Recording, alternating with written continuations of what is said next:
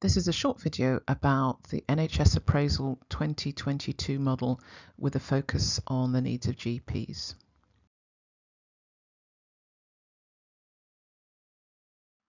There are four purposes to the NHS appraisal, but their relative priority has changed with the 2022 guidance.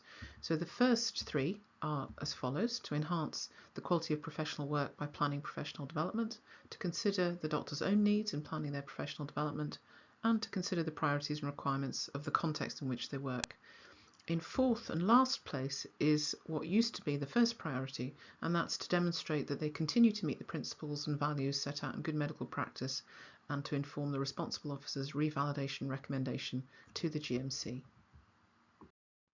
Wellbeing is a key focus of the appraisal, and this means that aside from making a declaration about your health and the professional obligations placed on you by good medical practice about your health, the template will include questions including how are you on a scale of 1 to 10, how was the period since your last appraisal impacted on you, have you needed any support, and was the help you needed available, have you maintained your health and well-being, and what do you need or wish to do differently, if anything. However, it does say clearly in the medical appraisal guide that you may prefer to discuss these only verbally and not put anything in writing, or you may wish to have nothing of this nature discussed within your appraisal, and that's also fine. Your appraisal is a great opportunity to think about what is the future role of the GP amidst all this change, what are your personal priorities, and where might your ideal role be, and can it be delivered by your current employer and current organisation. So here are some prompts that may help you have these discussions and explore these ideas within your appraisal. There are new opportunities coming up all the time in general practice to try and retain and support you in your role. Here are some of the schemes that are available that can be explored during your appraisal. When you're first allocated an appraiser, you want to first of all confirm there's no conflict of interest or incompatibility, and then check that there's an expected time window when your appraisal is expected to happen. For example, it might be aligned to your birthday month. You want to mention early on any career breaks you may have had, which may affect the timing of the appraisal, and also confirm to your appraiser your choice of online platform or whether you're using the MAG, bearing in mind that this is increasingly causing IT problems because of not being updated to be compatible with current operating systems. You also want to have a discussion with your appraiser about whether you're going to have the appraisal face-to-face or remotely, and if face-to-face that you can agree on a mutually convenient location. Ultimately, these are both your choice. And finally, you want to make sure that you're aiming to submit your documentation 2 weeks before the appraisal meeting.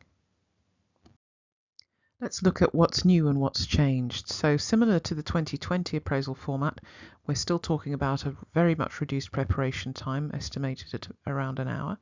No need for supporting information except for MSF and PSQ once every 5-year cycle, and reflection which can be through discussion rather than in writing. And there is still a template which has been updated, and it's not intended for standalone use, it's embedded in online platforms. What's new is that the template includes more detail on the scope of work. It now includes the health and probity declarations, and it includes additional questions to help doctors reflect on their CPD, quality improvement and feedback. Currently, the 2022 template is not suitable for standalone use. It's embedded within several online appraisal platforms, or it can be attached to the MAG. It can't be carried forward from one year to the next or locked. It doesn't have any sign-off statements. These remain on the RMS website that appraisers have access to, and there's no formal designated PDP section. Any platform that is compatible with the 2022 appraisal guide is acceptable. As you can see here, there are inputs and outputs to the appraisal process. 3 of the 4 inputs are captured in the medical appraisal template, which is embedded in online platforms, and these are scope and nature of work, review of last year's PDP, and achievements, challenges and aspiration. Supporting information no longer needs to be provided in documentary form, except for the MSF and PSQ once every revalidation cycle. The next key section in the template is to describe your challenges, achievements and aspirations. So what personal and professional challenges or constraints have you faced? What have been your greatest achievements? And what do you hope to achieve in the future, personally and professionally? The next section is about keeping up to date, maintaining and enhancing the quality of your professional work. And the questions are, what have you done to keep up to date across the whole scope of your work? What are the most significant things you've learned? And have you identified any learning needs that you need or want to address, or key learning to be shared? If so, what action have you taken as a result? In the template section about reviewing your practice, which covers your CPD QIA and feedback from patients and colleagues, you'll be asked, what have you learnt from reviewing your practice across the whole scope of your work? What are the most significant things you've changed as a result, and how effective have those changes been? And what else do you want to change, if anything? There's currently no requirement to keep a CPD log, so no requirement to count hours or record reflections, but it may be useful to keep a CPD log if you want to demonstrate the breadth of your learning, a balance between specialist and generalist roles, and also if you're planning a move from having a more narrowed scope of practice to a broader one, and to show that you're preparing yourself for any changes. Also as an aid memoir for the appraisal discussion. It's also really easy to do now with the various phone apps that are linked to appraisal toolkits. Remember that mandatory training is an employment requirement and is not required for revalidation. Regarding feedback, you'll be asked, what have you learned from any feedback, solicited or unsolicited, that you've had about your practice, both individually and as part of the teams you work in? And that may be from patients or carers or other group that you provide medical services to, including teaching, training and appraising, from your colleagues or complements that you've been personally named in. And you'll be asked, what have you changed or do you want to change, if anything, because of any feedback you've received?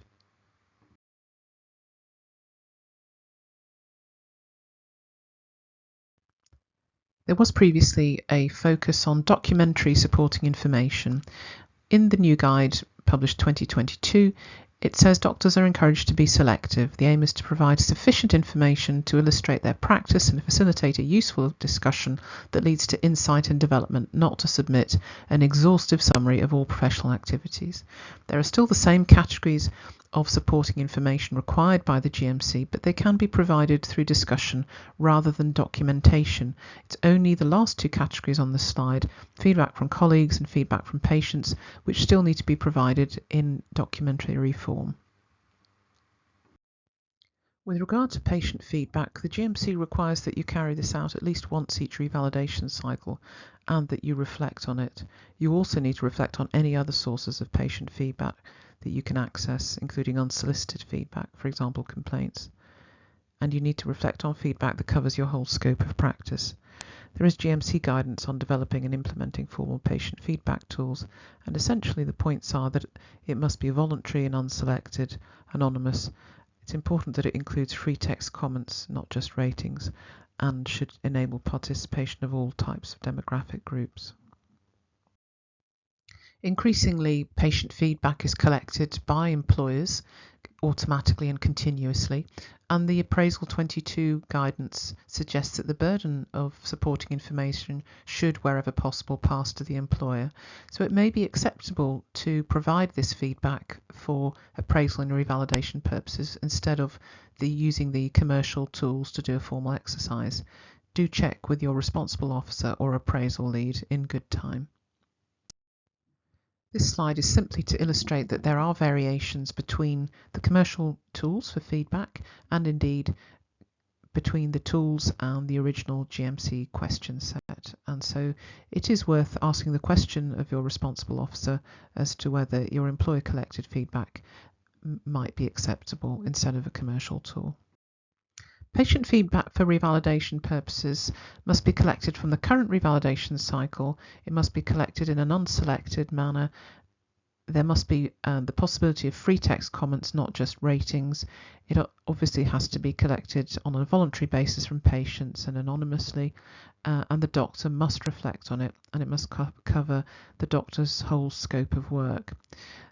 The following are not requirements, however. It doesn't have to use any specific GMC questions. This has been superseded by the latest GMC guidance. It doesn't have to be a benchmark, doesn't have to use a specific commercial tool, and doesn't have to use face-to-face consults, nor do you have to seek feedback from every service that you work in. I've highlighted here the key aspects of colleague feedback from the GMC guidance. So again, it's important that it's anonymous, confidential and voluntary across the scope of your work, but that doesn't mean necessarily from all your employers if you have several, based on the values of good medical practice, and include free text comments as well as ratings. And data collection should be managed independently of the doctor by the survey provider or an organisation where the doctor works. I've just highlighted here some additional features about colleague feedback that are mentioned in the GMC guidance. Now, it's often difficult to know whether these are in fact being followed in the tools that are available and out there, or indeed some tools choose not to follow these. So there's quite a bit of divergence between what's written and what's actually become acceptable practice.